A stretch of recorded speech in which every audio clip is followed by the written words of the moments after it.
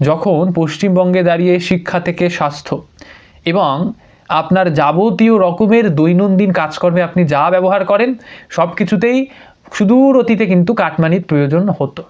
এই ধরুন একটা জায়গা কিনলেন, এবার আপনাকে কাটমানি দিতে হবে। আপনি একটা নতুন ব্যবসা শুরু করলেন, আপনাকে কাটমানি দিতে হবে। আপনার একটা বড় শপিং মল আছে, এবার আপনাকে সেখানেও কাটমানি দিতে হবে, নইলে তৃণমূল নেতা এসে চোখ রাঙাবে। এটা সুদূর অতীত থেকে আমাদের বাংলার কালচার, যবে থেকে আমাদের মাননীয় ক্ষমতায় এসেছেন। মানুষের চোখ এক অদৃশ্য বেড়াজালে বন্ধ করে দেওয়া হয়েছে। একটা চশমা পরিয়ে দেওয়া হয়েছে মানুষকে, যে চশমার লেন্স বলে একটা প্রকল্পের কথা, যে প্রকল্পে আপনাকে 1500 দিয়ে আপনার চোখ বন্ধ করে দেওয়া হচ্ছে। আপনাকে লক্ষ্মীর ভাণ্ডার নামক এক ধরনের প্রকল্পের মাধ্যমে ভুলিয়ে দেওয়ার চেষ্টা হচ্ছে যে আপনার ছেলে বা আপনার মেয়ে বেকার হয়ে বসে আছে বাড়িতে। নমস্কার। 2025 সালের ডিসেম্বর নভেম্বর মাস, সেই সময় থেকে শুরু হয়েছে যে এসআইআর অর্থাৎ স্পেশাল ইন্টেন্সিভ রিভিশন হবে, এবং এতে করে মানুষদের মধ্যে একটা ভয়ের সঞ্চার ঘটানো হয়েছিল পরিকল্পিতভাবে, যা বর্তমানে দাঁড়িয়ে একটা বড় আকারও ধারণ করতে শুরু করেছিল। কিন্তু ইলেকশন কমিশনের এহেন পদক্ষেপগুলোই কিন্তু শেষমেশ ওই ধরনের একটা কেয়স বিশৃঙ্খলার থেকে পশ্চিমবঙ্গকে বাঁচালো। কিন্তু আজ সুপ্রিম কোর্ট যে রায় দিল, সেই রায় কিন্তু অনেকের মনেই প্রশ্ন জাগিয়েছে যে এমন একটা রায় যদি দেওয়ারই থাকতো তবে তো অতীতেও সুপ্রিম কোর্ট দিতে পারত, অতীতেও সেই বিচারপতি জয়মাল্য বাগচি সেই রায়টি দিতে পারত। নমস্কার, আমি মানিক মণ্ডল, আপনারা দেখছেন ভারতীয় বাঙালি ইউটিউব চ্যানেল।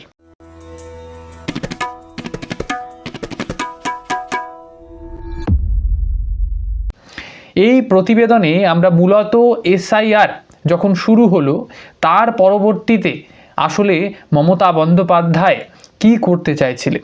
তিনি কি চাইছিলেন যে পশ্চিমবঙ্গ বিধানসভা ভোট যেটা 2026 সালে হতে চলেছে সেটা সুস্থভাবে সম্পন্ন হোক, সেখানে কোনো রকমের হিংসা না ঘটে, রক্তপাত না ঘটে? সেটা কি উনি চাইছিলেন?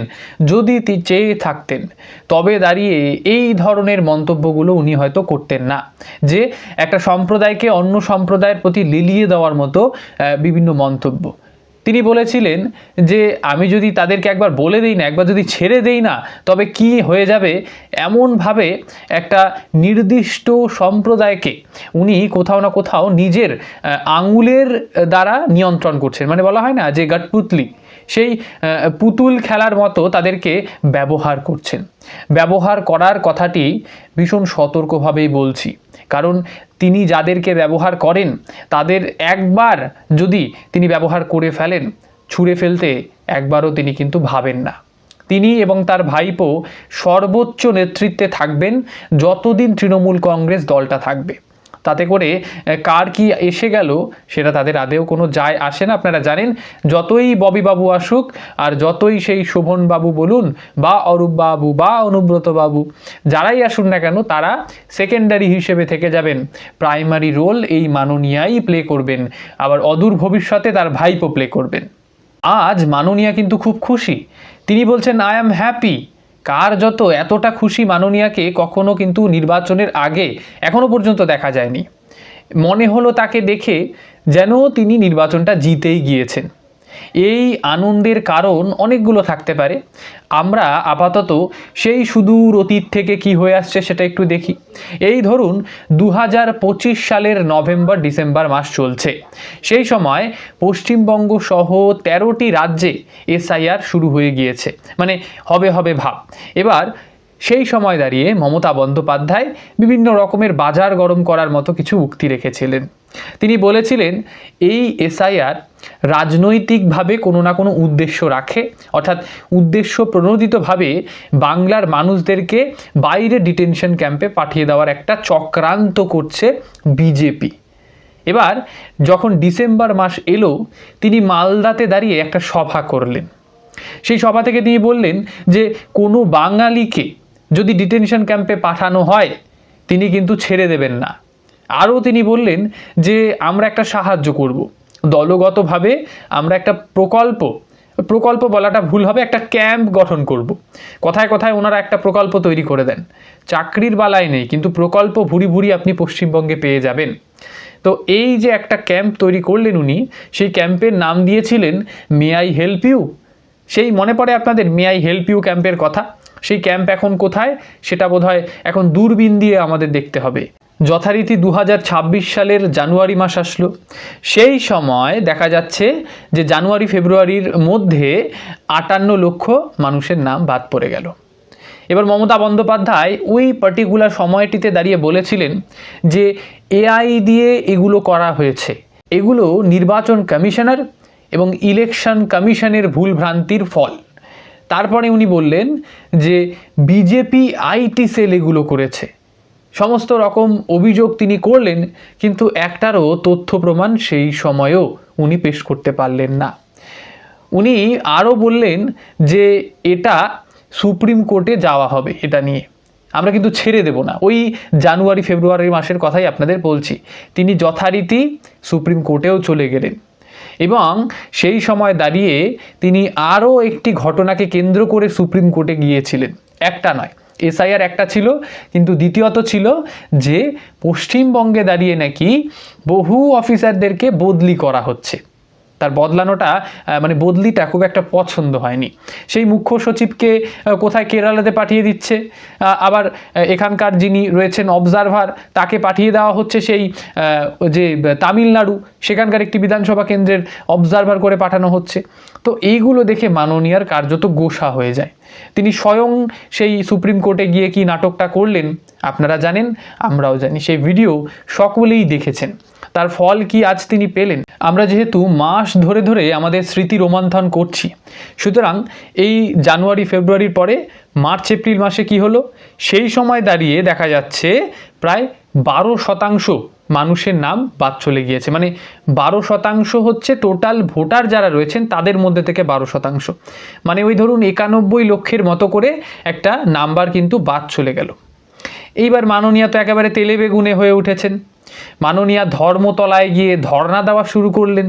সেই ধর্ণা কতদিন চলল তা নিয়ে প্রশ্ন করে লাভ নেই, কারণ উনি ধর্ণা চালু করতে ভীষণ ভালো পারেন, কিন্তু সেটা শেষ করতে কে জানে সেটা কোথায় হারিয়ে যায়। সেই হারিয়ে যাওয়া কালি কলমের মতো। এখন যেমন একটা কথা উঠে আসছে বারংবার যে দেয়াল লিখনটা আর হয় না, সেই দেয়াল লিখন যেন কিছুটা বিলুপ্তির পথে এগিয়ে যাচ্ছে। আর চারিদিকে পোস্টারে পোস্টার, ব্যানারে ব্যানার। সেই মনে পড়ে যে মুখ ঢেকে যায় বিজ্ঞাপনে, একই রকমভাবে চারিদিকে পোস্টারের মেলা পড়ে যাচ্ছে, অথচ দেয়াল লিখনগুলো স্বল্প পরিমাণে হচ্ছে। মানে ওই ধরুন 50% যদি দেয়াল লেখন হয়, তবে 50% এখন হয়ে গিয়েছে সেই ফ্লেক্স বা যেগুলোকে ব্যানার বলা হয়, বড় বড় হোর্ডিং, সেগুলো কিন্তু এখন লাগানো হচ্ছে। তো এই একই রকমভাবে পশ্চিমবঙ্গের রাজনীতিতেও মমতা বন্দ্যোপাধ্যায় বিভিন্ন রকমের যে ধর্না, সেই ধর্না মঞ্চ তৈরি করেন, সেখানে ধর্না দিতে যান ঠিকই, কিন্তু পরক্ষণেই তাকে যেন দেখা যায় না। আর ধর্না মঞ্চটাও তার কিছুক্ষণের মধ্যেই সেখান থেকে অদৃশ্য হয়ে যায়। এবার আসি সেই আজকের রায়ের ওপরে সুপ্রিম কোর্টের, যেটা নিয়ে বারংবার প্রশ্ন উঠছে এই কারণেই যে আজকের রায়টি আপনারা হয়তো সমস্ত টেলিভিশনে দেখেছেন বা কিছু ইউটিউব চ্যানেলেও দেখে নিয়েছেন, কিন্তু গতবারের রায়, মানে সুপ্রিম কোর্টের এই মামলার গতবারের রায় কী ছিল? এখানে উনি বলছিলেন যে 34,35,174 জনের নাম ট্রাইব্যুনালে গিয়েছে, তারা অ্যাপিল করেছেন। এবার 11 তারিখ পর্যন্ত সেটা থাকছে। এইবার আমাদের রাজ্যের তরফ থেকে, মানে মাননীয়ার তরফ থেকে সেই শ্যাম দিভান তিনি বললেন সুপ্রিম কোর্ট যেন ইলেকশন কমিশনকে নির্দেশ দেন যে তারা একটা সাপ্লিমেন্টারি লিস্ট প্রকাশ করুন এবং সেখানে যাতে যাদের ট্রাইব্যুনালে নাম উঠবে তাদের সেই ফ্রিজ হয়ে যাওয়া ভোটার লিস্টে তাদের নামগুলো যাতে তুলে দেওয়া হয়। তখন কার্যত ইলেকশন কমিশন বলে দিয়েছিল যে এটা একটা অনগোয়িং প্রসেস, আমরা এটা করতে পারি না। সেই সময়ই একটা ইঙ্গিত পাওয়া যায় যে সুপ্রিম কোর্ট এমন ধরনের কোনো একটা রায় হয়তো দিতে পারে, কারণ সুপ্রিম কোর্ট বলে দিয়েছিল যে 142 ধারার তো আপনারা প্রয়োগ করতে পারেন, মানে ভোটার লিস্ট ফ্রিজ কিন্তু নামেই হবে। একটা যুগান্তকারী সিদ্ধান্ত কিন্তু নিয়ে নেওয়া হলো এতে করে লাভ হবে না লোকসান হবে সেটা না হয় পরের কথা, কিন্তু মাননীয়া এতে ভীষণ খুশি হয়েছেন। তার আজকের দিনে দাঁড়িয়ে এয়ারপোর্টে মানে তিনি ওয়েট করতে পারেননি সাংবাদিক বৈঠক করার জন্য, তিনি কোনো সভাতে গিয়েও বৈঠক মানে সেই বক্তব্য রাখার সুযোগটা তিনি পাননি। তিনি একেবারে এয়ারপোর্টে দাঁড়িয়ে ভীষণ খুশি, মানে খুশমেজাজি গদগদময় একটা মেজাজ তার, যেন আনন্দ তার আর ধরে না, এত আনন্দ হচ্ছে। ইলেকশন তিনি জিতে গিয়েছেন এমন একটা তার বডি ল্যাঙ্গুয়েজ দেখে মনে হচ্ছিল। তিনি বলছেন, I am so happy, I am proud of my judiciary, আজকে আমার চেয়ে খুশি কেউ নেই। যাতে ওরা ভোট দিতে পারে, যাদের নাম বাদ দিয়েছিল। আর দুই হচ্ছে যে আর 27 তারিখে 29 তারিখে যেটা লাস্ট ফেজ আছে সেটাও দুদিন আগে 27 তারিখে বলেছে ওটা ট্রিব্যুনাল অ্যানাউন্স করবে ভোটিং রাইটস। সুতরাং I am so happy and I am proud of my judiciary and এবং আমি নিজে কেস করেছিলাম, এটা আমার কেসের ওপর। মামাটি মানুষ জিন্দাবাদ, মামাটি মানুষ ধন্যবাদ। আজকে আমার থেকে খুশি আর কেউ নয়। এই খুশি হওয়ার কারণ কি? এই যে সেই 23 তারিখে যে ভোট হতে চলেছে তার দুদিন আগে পর্যন্ত নতুন যে নামগুলো যুক্ত হবে, মানে 23 তারিখের আগে তো সেই 21 তারিখ পড়ছে, 21 তারিখ পর্যন্ত ট্রাইব্যুনালের যে নামগুলো উঠতে চলেছে, মানে ফ্রিজ হয়ে যাওয়া ভোটার লিস্ট আর ফ্রিজ হওয়া হবে না তার, সেখানে নামগুলো উঠবেই।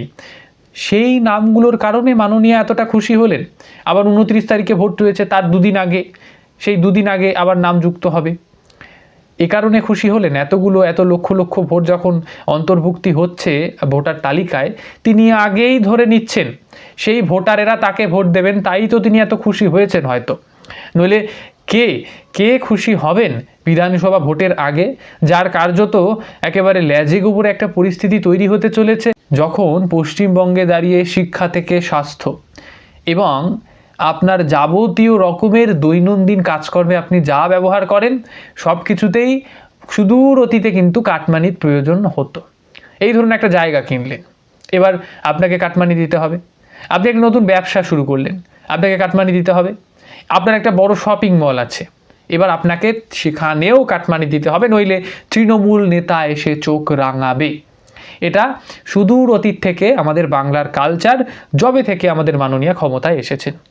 এতকাল কি দুর্নীতি হয়নি? বাম জামানায় দুর্নীতি হয়নি? অবশ্যই হয়েছে। তাদেরও কিন্তু দুর্নীতির অভিযোগ ছিল, কিন্তু সেখানে পয়সার বিনিময়ে সেই যে চাকরি দেওয়া সেটা ছিল না।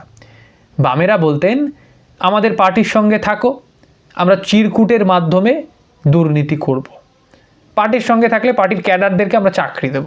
কিন্তু তৃণমূল কংগ্রেস তারা কি কিছু ব্যতিক্রম করছেন? তারাও তাদের পার্টির নেতাদেরকে চাকরি দিচ্ছেন ঠিকই, কিন্তু তারা সেই চিরকুটের সঙ্গে যুক্ত করলেন পয়সা, সুস্বাদু দুর্নীতি। সেই দুর্নীতি কিন্তু পশ্চিমবঙ্গে হচ্ছে। আর এখানে দালাল গাভীর মতো চরে, মানুষ জেগে আছো, এই কথাটি প্রযোজ্য হবে। মানুষ জেগে থাকলে পরে 2016-তে এই কাণ্ড করতেন না, 2021-এ এই কাণ্ড করতেন না। মানুষের চোখ এক অদৃশ্য বেড়া জালে বন্ধ করে দেওয়া হয়েছে।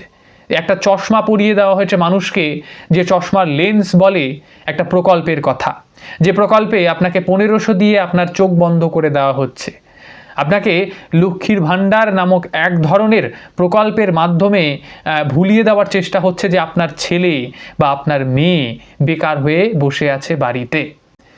এতে করে আপনার সেই 1500 টাকা দিয়ে আপনি তাদেরকে কতটা কি করবেন সংসারে। আপনি সেই ছেলেটি যদি একটি চাকরি পেয়ে যায় বা মেয়েটি একটি চাকরি পেয়ে যায়, তবে কিন্তু অন্তত 30,000 টাকা বা তার চেয়েও বেশি কিছু টাকা তিনি কিন্তু আয় করতে শুরু করে দেবেন। আর এতে করে সব থেকে যাদের অসুবিধে হবে তারা হলো মাননীয়া। আমাদের এটা ভুলে গেলে চলবে না যে যারা মিছিলে যান বা যাবতীয় রকমের কর্মকাণ্ড যে রাজনৈতিক দলগুলোর হয়ে করেন, মানে বিশেষত আমাদের যে শাসক দল তাদের হয়ে, তারা কিন্তু একটা কাজও পয়সার ছাড়া কিন্তু করেন না। সুতরাং তাদের যদি আগে থেকেই পয়সা থাকেন, তবে তারা কেন যাবেন? আপনার কাছে পয়সা রয়েছে, আপনি একটি পলিটিক্যাল পার্টির হয়ে কেন চিৎকার করতে যাবেন?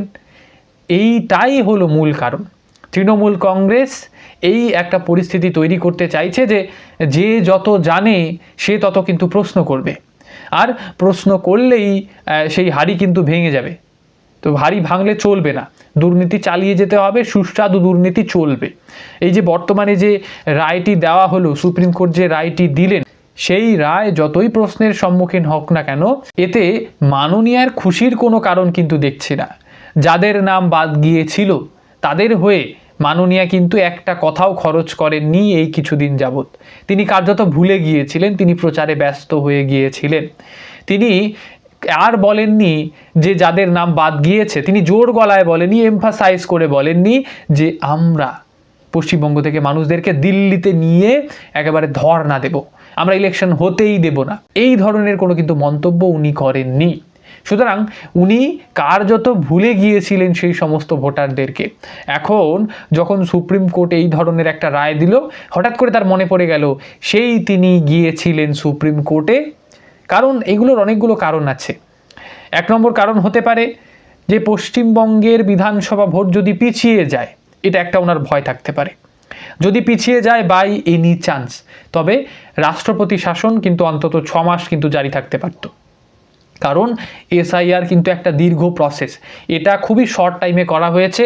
এত মানুষের যে ট্রাইব্যুনালের যে নামগুলো আপনারা শুনতে পাচ্ছেন, এটাও একটা দীর্ঘমেয়াদী প্রসেস। কিন্তু সুপ্রিম কোর্ট যেহেতু বলে দিয়েছেন, এখানে কারোর কিছু করার নেই। এখন সেই ফ্রিজ হয়ে যাওয়া ভোটার লিস্টকে আর কিন্তু ফ্রিজ রাখলে চলবে না, সেখানে নতুন করে নাম কিন্তু ঢোকাতেই হবে ইলেকশন কমিশনকে।